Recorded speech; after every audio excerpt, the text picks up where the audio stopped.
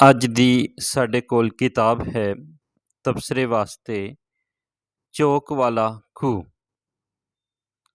ਜਿਹਦੇ ਵਿੱਚ ਬੋਲੀਆਂ ਤੇ ਗਿੱਧਾ ਸ਼ਾਮਿਲ ਹੈ। ਇਸ ਦੇ ਸ਼ਾਇਰ ਨੇ ਮੁਹੰਮਦ ਸਦੀਕ ਹੈਰਤ। ਮੁਹੰਮਦ ਸਦੀਕ ਹੈਰਤ ਹੋਰੀ ਇਸ ਤੋਂ ਪਹਿਲਾਂ ਤੂੜ ਮਦੀਨੇ ਦੀ ਨਾਤੀਆ ਕਲਾਮ ਲਿਖ ਚੁੱਕੇ ਨੇ। ਇਸ ਤੋਂ ਵੱਖ ਉਹਨਾਂ ਦਾ ਇੱਕ ਨਜ਼ਮਾਂ ਦਾ ਪਰਾਗਾ ਸੁਫਨੇ ਹੈਰਤ ਦੇ ਵਿੱਚ ਛਪ ਚੁੱਕਿਆ ਹੈ।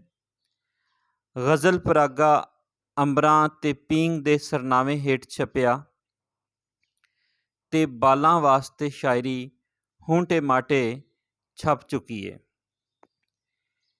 ਚੌਕ ਵਾਲਾ ਖੂਹ ਪਾਕ ਪੰਜਾਬੀ ਫਾਊਂਡੇਸ਼ਨ ਉਰਦੂ ਬਾਜ਼ਾਰ ਲਾਹੌਰ ਤੋਂ ਛਾਪੀ ਗਈ ਹੈ। ਇਹ 2021 ਵਿੱਚ ਛਪ ਕੇ ਸਾਹਮਣੇ ਆਈ। ਬੋਲੀ ਪੰਜਾਬੀ ਅਦਬ ਵਿੱਚ, ਪੰਜਾਬੀ ਲੋਕ ਗੀਤ ਵਿੱਚ ਬਹੁਤ ਖੂਬਸੂਰਤ ਇੱਕ ਗੀਤ ਹੁੰਦਾ ਹੈ, ਜਿਹਦੇ ਵਿੱਚ ਥੋੜ੍ਹੇ ਲਫ਼ਜ਼ਾਂ ਨਾਲ ਮੁਕੰਮਲ ਗੱਲ ਕੀਤੀ ਜਾਂਦੀ ਹੈ। ਇਹ ਇੱਕ ਨਜ਼ਮਹਾਰ ਗੀਤ ਹੈ ਜਿਹਦੇ ਵਿੱਚ ਜਜ਼ਬਿਆਂ ਦੀ ਸ਼ਿੱਦਤ ਨੂੰ ਬਿਆਨਿਆ ਜਾਂਦਾ ਹੈ। ਅਜੋਕੇ ਸਮੇਂ ਵਿੱਚ ਬਹੁਤ ਸਾਰੇ ਸ਼ਾਇਰਾਂ ਨੇ ਬੋਲੀ ਦੀ ਸਿਨਫ ਵਿੱਚ ਲਿਖਣਾ ਸ਼ੁਰੂ ਕੀਤਾ ਤੇ ਆਪਣੀ ਇੱਕ ਨਵੇਕਲੀ ਪਛਾਣ ਵੀ ਬਣਾ ਲਈ ਹੈ। ਬੋਲੀ ਦਾ ਲਫ਼ਜ਼ ਬੋਲਣਾ, ਕੋਲ, ਤਾਨਾ, ਮਿਹਣਾ, ਬੋਲੀ ਮਾਰਨਾ ਦੇ ਮਾਨੀ ਦਿੰਦਾ ਹੈ। ਮੁਹੰਮਦ ਸਦੀਕ ਹੈਰਤ ਹੋਰਾਂ ਨੇ ਆਪਣੀ ਇਸ ਕਿਤਾਬ ਚੌਕ ਵਾਲਾ ਖੂਹ ਵਿੱਚ ਬਹੁਤ ਸੋਹਣੀਆਂ ਬੋਲੀਆਂ ਸ਼ਾਮਿਲ ਕੀਤੀਆਂ ਨੇ। ਇਹਦੇ ਵਿੱਚ ਕਈ ਨਵੇਕਲੇ ਰੰਗ ਵੀ ਸ਼ਾਮਿਲ ਕੀਤੇ ਨੇ। ਜਿਵੇਂ ਅਸੀਂ ਵੇਖਦੇ ਹਾਂ, ਹਮਦੀਆ ਬੋਲੀ ਮੁੱਢ ਵਿੱਚ ਹੀ ਉਹ ਲਿਖਦੇ ਨੇ, ਲੋੜ ਪਈ ਤੇ ਅਰਸ਼ ਵੱਲ ਤੱਕਿਆ, ਲੋੜ ਪਈ ਤੇ ਅਰਸ਼ ਵੱਲ ਤੱਕਿਆ, ਮੈਂ ਧਰਤੀ ਤੇ ਸਿਰ ਰੱਖ ਕੇ। ਇਸੇ ਤਰ੍ਹਾਂ ਕਿਤਾਬ ਦੇ ਮੁੱਢ ਵਿੱਚ ਨਾਤੀਆ ਬੋਲੀ ਉਹ ਲਿਖਦੇ ਨੇ, ਦੋ ਜੱਗ ਤੇ ਗਈ ਰੋਸ਼ਨਾਈ, ਮੱਕੇ ਦੇ ਵਿੱਚ ਚੰਨ ਚੜ੍ਹਿਆ। ਮਦੀਨਾ ਤੁਲ ਮੁਨੱਵਰਾ ਨਾਲ ਜੁੜਤ ਸਾਂਝੀ ਕਰਦਿਆਂ ਹੋਇਆਂ ਉਹ ਲਿਖਦੇ ਨੇ, ਜਿਨ੍ਹਾਂ ਵੇਖੀਆਂ ਮਦੀਨੇ ਦੀਆਂ ਗਲੀਆਂ, ਉਹ ਜੰਨਤਾਂ ਦੇ ਰਾਹ ਭੁੱਲ ਗਏ। ਜਿਨ੍ਹਾਂ ਵੇਖੀਆਂ ਮਦੀਨੇ ਦੀਆਂ ਗਲੀਆਂ, ਉਹ ਜੰਨਤਾਂ ਦੇ ਰਾਹ ਭੁੱਲ ਗਏ।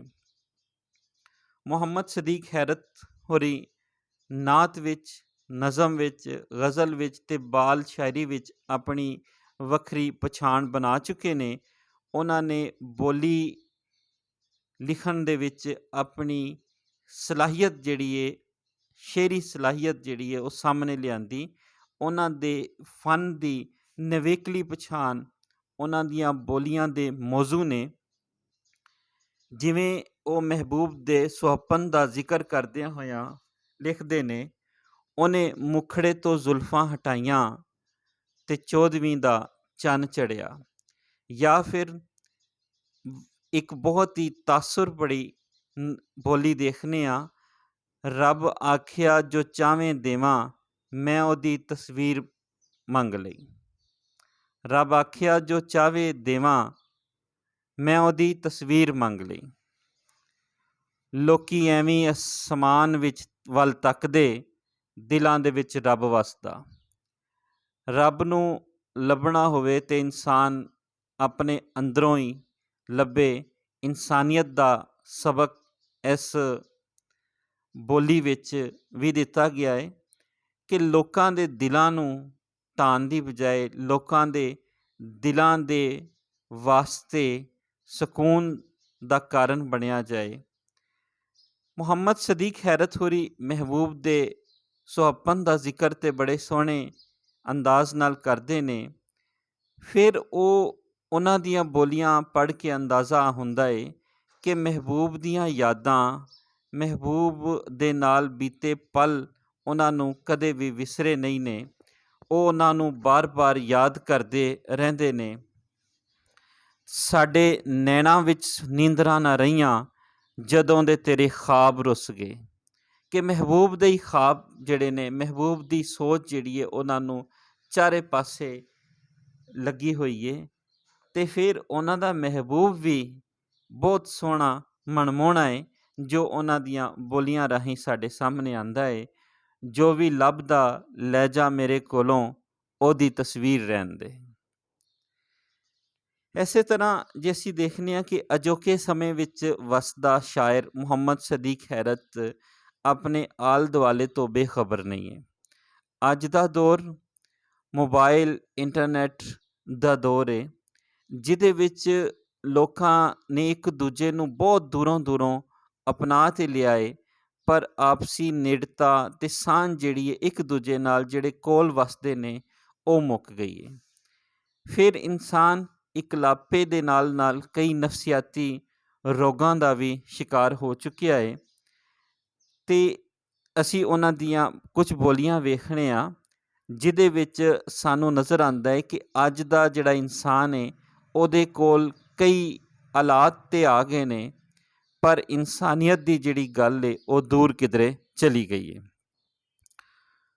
ਦੁੱਖ ਦਿਲ ਦੇ ਕਿੱਥੇ ਜਾ ਫੋਲਾਂ, ਤੂੰ ਟੱਚ ਦਾ ਮੋਬਾਈਲ ਲੈ ਲਿਆ, ਤੇ ਸਾਨੂੰ ਸੋਕਣਾ ਬਰਾਬਰ ਤੇਰਾ ਵੇ, ਟੁੱਟ ਜਾਏ ਮੋਬਾਈਲ ਚੰਦਰਾ। ਅੱਜ ਦਾ ਇਨਸਾਨ ਹਿਰਸਾਂ ਵਿੱਚ ਘਿਰਿਆ ਏ।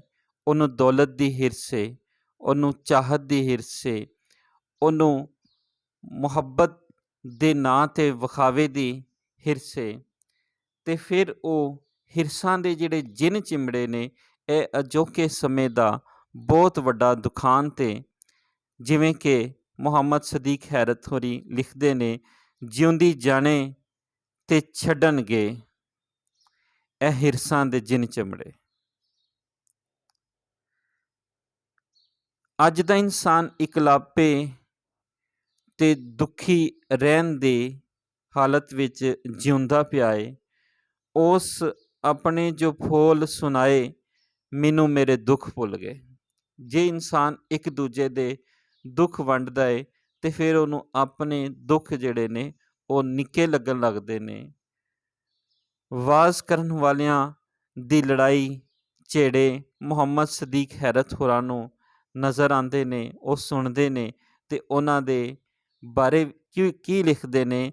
ਵਾਜ਼ ਕਿਹੜਾ ਤੂੰ ਵਰਤ ਗਿਆ ਲਹਿਜਾ, ਵਾਜ਼ ਕਿਹੜਾ ਤੂੰ ਵਰਤ ਗਿਆ ਲਹਿਜਾ, ਪਿੰਡ ਵਿੱਚ ਡਾਂਗ ਚੱਲ ਪਈ। ਫਿਰਕਾ ਪ੍ਰਸਤੀ ਦੀ ਜਿਹੜੀ ਆਲ ਦੁਆਲੇ ਨੇਰੀ ਘੁੱਲੀ ਹੋਈ ਏ, ਉਹ ਫਿਰਕਾ ਪ੍ਰਸਤੀ ਨੇ ਸਾਨੂੰ ਆਪਸ ਵਿੱਚ ਲੜਾ ਦਿੱਤਾ ਏ।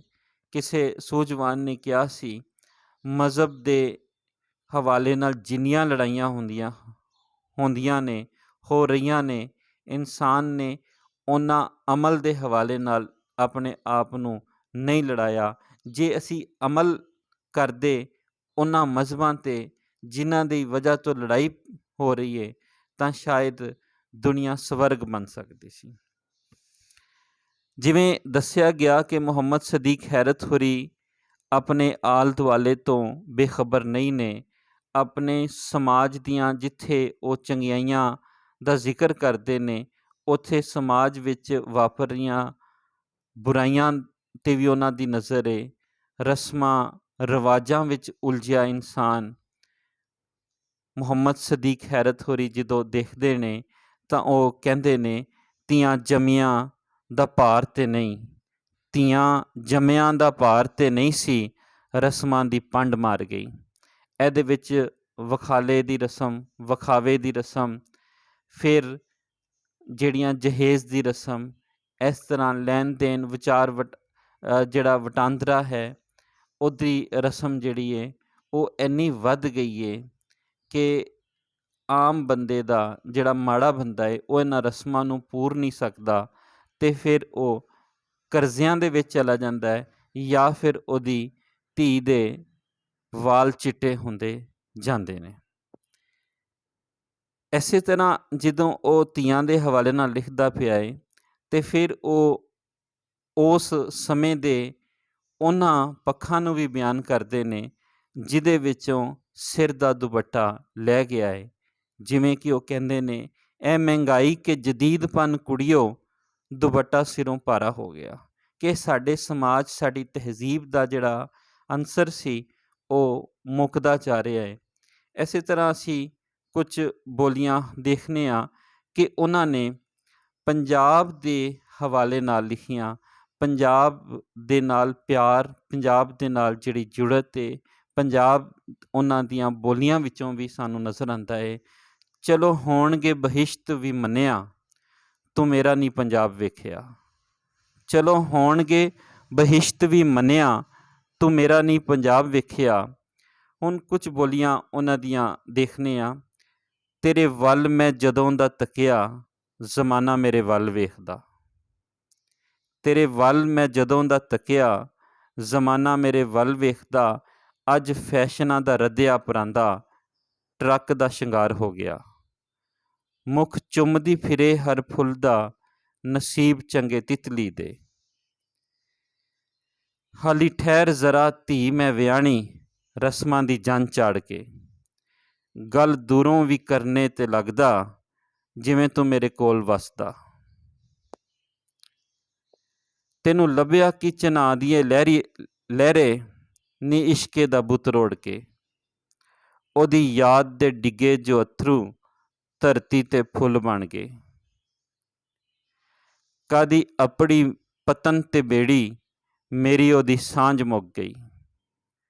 ਫਿਰ ਆਪਣੇ ਪਿੰਡ ਦੇ ਨਾਲ, ਆਪਣੇ ਇਲਾਕੇ ਦੇ ਨਾਲ ਜਿਹੜੀ ਉਹਨਾਂ ਦੀ ਮੁਹੱਬਤ ਹੈ ਉਸ ਦੇ ਹਵਾਲੇ ਨਾਲ ਲਿਖਦੇ ਨੇ, ਜਾ ਲਾਹੌਰ ਤੇ ਕਰਾਚੀ ਤੇਰੇ ਹੋਏ, ਤੂੰ ਮੈਨੂੰ ਕੜਿਆਲ ਲਿਖ ਦੇ। ਫਿਰ ਇਸੇ ਤਰ੍ਹਾਂ ਖੂਬਸੂਰਤੀ ਦੇ ਹਵਾਲੇ ਨਾਲ, ਤੂੰ ਅੱਖ ਨਹੀਂ ਚਮਕਦਾ ਰਾਹੀਆ, ਰੂਪ ਪਹਿਲੀ ਵਾਰ ਵੇਖਿਆ। ਕਿਤਾਬ ਦਾ ਸਰਨਾਮਾ, ਕਿਤਾਬ ਜਿਹੜੀ ਹੈ ਪਾਕ ਪੰਜਾਬੀ ਫਾਊਂਡੇਸ਼ਨ ਲਾਹੌਰ, ਉਰਦੂ ਬਾਜ਼ਾਰ ਲਾਹੌਰ ਵੱਲੋਂ ਛਾਪੀ ਗਈ ਹੈ। ਉਸ ਦਾ address office number 2, basement Bashir centre, Kabir street, 0312 42 80 418 phone number ਲਿਖਿਆ ਹੋਇਆ ਹੈ। ਇਸ ਕਿਤਾਬ ਦਾ ਮੁੱਲ ਜਿਹੜਾ ਹੈ ਉਹ 300 ਰੁਪਏ ਹੈ ਅਤੇ ਕੁੱਲ ਸਫ਼ੇ ਜਿਹੜੇ ਨੇ ਉਹ 128 ਨੇ। ਇਹ ਕਿਤਾਬ ਪੰਜਾਬੀ ਬੋਲੀਆਂ ਪੜ੍ਹਨ ਵਾਲਿਆਂ ਵਾਸਤੇ ਇੱਕ ਵਧੀਆ ਤੋਹਫਾ ਹੈ।